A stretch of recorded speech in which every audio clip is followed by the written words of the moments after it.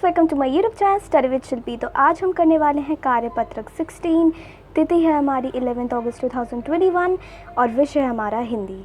तो आज की कार्यपत्रक में हम पढ़ने वाले हैं दो बैलों की कथा का एक छोटा सा अंश, जिसे किसने लिखा है? प्रेमचंद जी ने। तो चलिए शुरू करते हैं।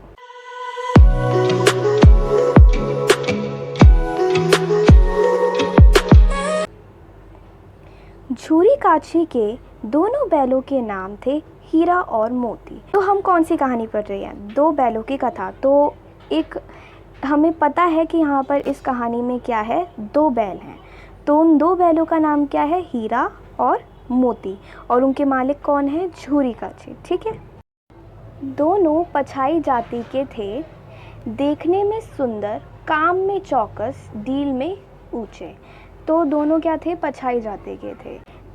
ये जो दो बैल थे, ये दोनों क्या थे? पछाई जाति के। इनकी जो जाति थी वो पछाई थी, और वो देखने में क्या थे? सुंदर थे, और काम भी अच्छा कर लेते थे, और डील में ऊंचे थे। डील क्या होती है? जैसे आपने बैलों में देखा होगा, ऐसे एक बड़ा सा मोटा सा होता है उनके पीठ में, तो इसे क्या कहा जाता है? डील। बहुत साथ साथ रहते रहते दोनों में भाईचारा हो गया। आपने देखा होगा जब लोग साथ साथ एक साथ रहते हैं तो इनमें क्या हो जाता है? भाईचारा हो जाता है। वैसे ही ये जो दो बैल थे, ये दोनों भी एक साथ रहते थे, तो दोनों में क्या हो गया? भाईचारा हो गया। दोनों भाई भाई बन गए। दोनों आमने सामने या साथ साथ बैठे हुए एक दूसरे से मूक भाषा में विचार विनिमय करते थे।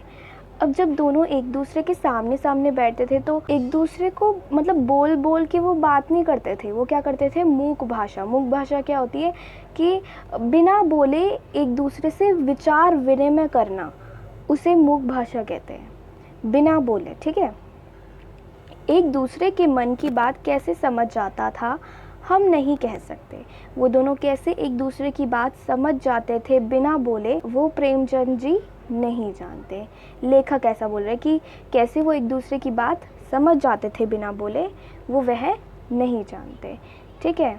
अवश्य ही उनमें कोई ऐसी शक्ति थी जिसमें जीवों में श्रेष्ठता का दावा करने वाला मनुष्य वंचित है।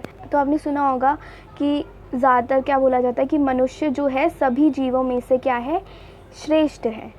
लेकिन यहाँ पर प्रेमचंद जी बोल रहे हैं कि ज़रूर इनमें कोई ऐसी शक्ति है कि वो मनुष्य से भी ज़्यादा क्या है? श्रेष्ठ है। ठीक है। दोनों एक दूसरे को चाटकर और सूंघकर अपना प्रेम प्रकट करते। दोनों एक दूसरे को क्या करते थे? चाटकर और सूंघकर अपना प्रेम प्रकट करते थे। कभी कभी दोनों सींग भी मिला लिया करते थे, विग्रह के नाते से नहीं, केवल विनोद के भाव से, आत्मीयता के भाव से। जैसे दोस्ती में घनिष्ठता होती है, ढोल धप्पा होने लगता है। तो यहाँ पर अब इन्होंने क्या बोला कि दोनों क्या करते थे? सींग मिलाते थे। क्या करते थे? सींग मिलाते थे। विग्रह के नाते से नहीं, मतलब लड़ाई के नाते से नहीं, विनोद के भाव से, प्यार के भाव से। ठीक है। आत्मीयता के भाव से।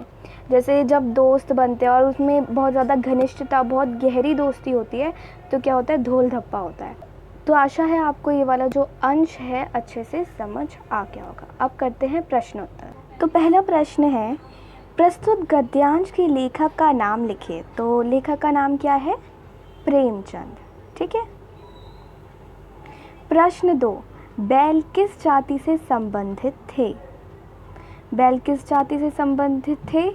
पछाई जात से। ठीक है। दोनों बैल पछाई जात से संबंधित थे।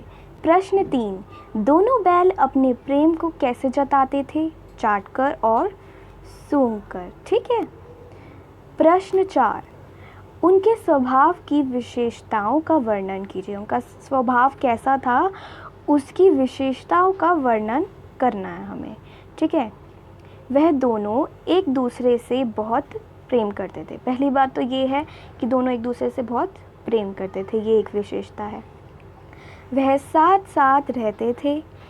वह दोनों आमने सामने बैठकर मूक भाषा में बात करते थे। मूक भाषा क्या? जब हम कुछ बोलते नहीं हैं और किसी की बात समझ जाते हैं, वो मतलब बिना बोले बात करना, उसे मूक भाषा कहते हैं। ठीक है। दोनों बिना बोले पता नहीं कैसे एक दूसरे की बात समझ जाते थे। ठीक है, दोनों एक दूसरे को चाटकर व सूंघकर अपना प्रेम प्रकट करते थे। ठीक है, अब करते हैं प्रश्न 5। अवश्य ही उनमें कोई ऐसी शक्ति थी जिसमें जीवों में श्रेष्ठता का दावा करने वाला मनुष्य वंचित है। इस पंक्ति का आशय स्पष्ट कीजिए।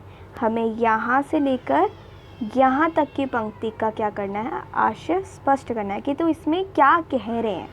तो देखते हैं, इस पंक्ति में कहा गया है कि इंसान अपने आप को सभी जानवर से श्रेष्ठ मानता है। क्या कहा गया है कि इंसान अपने आप को क्या मानता है, सभी जानवरों से श्रेष्ठ मानता है।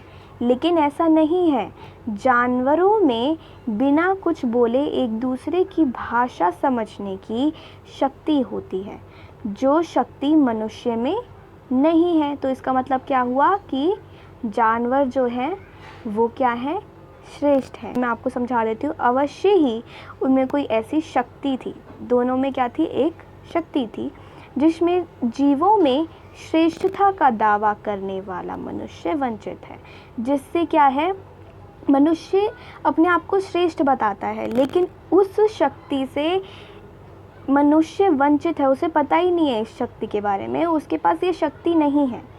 तो यही चीज़ इसमें बताई गई है। Okay, so thanks for watching.